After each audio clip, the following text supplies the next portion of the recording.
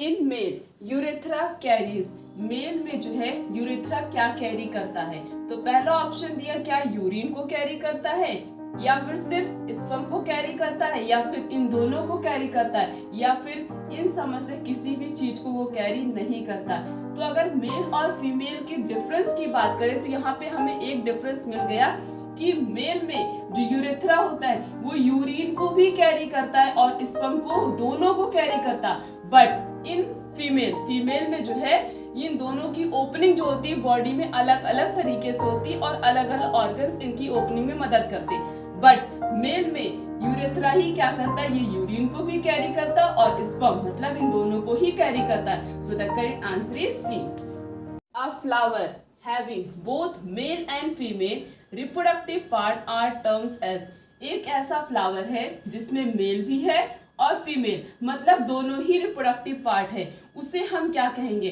क्या उसे हम हेट्रोथैलिक बोलेंगे, या फिर उसे हम मोनोसियस बोलेंगे, या फिर उसे हम होमोथैलिक बोलेंगे, या फिर उसे हम डाइसियस बोलेंगे? उसे हम क्या बोलेंगे? मोनोसियस। याद करने का सबसे बेस्ट तरीका है, जैसे मोनोसियस, मोनो का मतलब क्या हो गया? सिंगल हो गया, सीएस का मतलब हो गया उसका रिप्रोडक्टिव ऑर्गन। तो जहां भी मोनोसियस टर्म आए वैसे हम इसको कहेंगे यूनिसेक्सुअल, क्योंकि एक ही सेक्स मतलब समझने के लिए। और इसे हम क्या बोलेंगे? बाइसेक्सुअल। बट यहाँ पे अपोजिट हो जाता है, क्या हो जाता है? अपोजिट हो जाता है। मोनोसियस को हम बोलते हैं बाइसेक्सुअल और डाइसियस को हम बोलते हैं यूनिसेक्सुअल। तो हम यहाँ पे जब भी मोनोसियस और डाइसियस की बात करेंगे दोनों टर्म को क्या करेंगे? अपोजिट कर देंगे, इससे हम कभी भी नहीं भूलेंगे। तो जिसके अंदर मेल और फीमेल दोनों ही रिप्रोडक्टिव पार्ट प्रेजेंट होगा ऐसे फ्लावर को हम बोलेंगे मोनोसियस मतलब bisexual flower. So the correct answer is B. Menstrual cycle is completed in, menstrual cycle कितने दिन में कंप्लीट होता है? क्या 28 डेज में होता है, या फिर 31 डेज में होता है, या फिर 35 डेज में, या फिर 14 डेज में होता है? मेंस्ट्रुअल साइकिल, ये जो साइकिल होती है वो कब कंप्लीट होती है? पूरे 28 डेज लग जाते हैं इस साइकिल को कंप्लीट होने के लिए। सो the correct answer is A. Which of the following develops by parthenogenesis? ये जो 3 स्पीसीज के नाम दिए गए हमें ये बताना है इसमें से ऐसा कौन सा ऑर्गेनिज्म है जिसके अंदर पार्थिनोजेनेसिस होता है। पार्थिनोजेनेसिस का मतलब होता है ऐसी स्पीसीज जो कि हैप्लॉइड और डिप्लॉइड दोनों ही प्रकार के कंडीशन को शो करते हैं, उन्हें हम कहते हैं पार्थिनोजेनेसिस। तो इसमें जो है क्वीन हनी बी और जो वर्कर हनी बी होती है इन दोनों के अंदर पार्थिनोजेनेसिस नहीं होता। बचा क्या? Drone.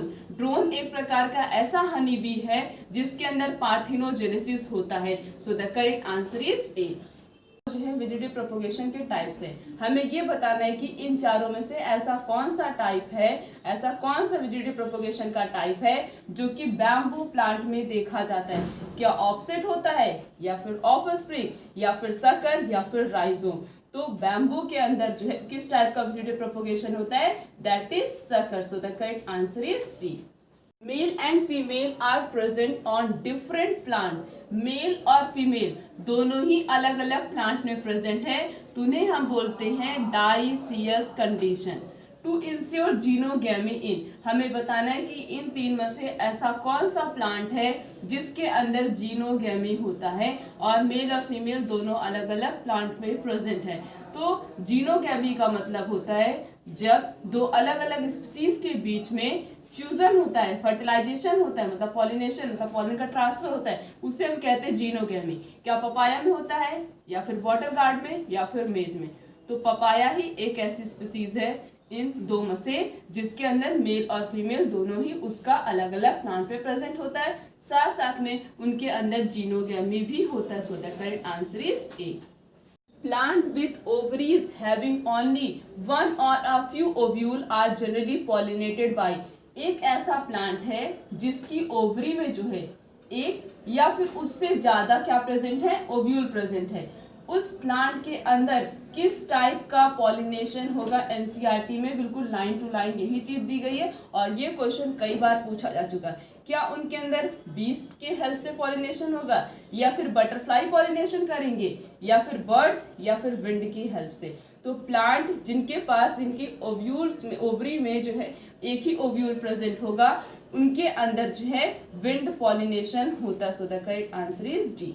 Endospermic seed are found in, endospermic seed किस में प्रेजेंट होता है? क्या कैस्टर में होता है, या फिर बार्ले में होता है, या फिर कोकोनट में, या फिर इन सब में ही इंडोस्पर्मिक सीड प्रेजेंट होता है? तो ये कैस्टर, बार्ले, कोकोनट, ये तीनों जितने भी ऑर्गेनिज्म है इनके अंदर जो है इंडोस्पर्मिक सीड प्रेजेंट होता है। So the correct answer is D, that is all.